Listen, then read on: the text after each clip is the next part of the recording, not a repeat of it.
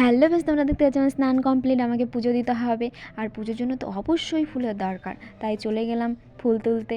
আর এই গাছে কেমন জানি অল্প ফুল ছিল, আমার মন ভরছিল না, তাই অন্য গাছে একটা চলে গেলাম। তো কতটুকু ফুল পেয়েছি জানো, এই যে দেখো। তারপরে ফুল তোলার পর সোজা চলে গেলাম ঠাকুর ঘরে। ঠাকুরের কালকে বাসি ফুলগুলো তুলে নিচ্ছিলাম, ঠাকুরের ফটোটা ভালো করে পরিষ্কার করে নিলাম।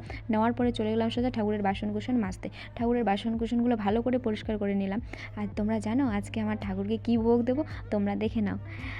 হ্যাঁ, আজকে কিন্তু মাখা সন্দেশ দেবো। তো তারপরে আমি সোজা চলে গেলাম ঠাকুরকে পুজো দিতে।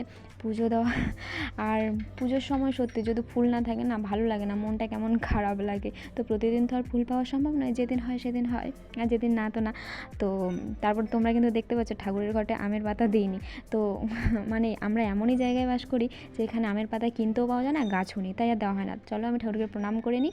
তো প্রণামটাও আমার কমপ্লিট হয়ে গেল। তারপরে এই যে দেখে নাও আমার ঠাকুর পুজো দেওয়া। আর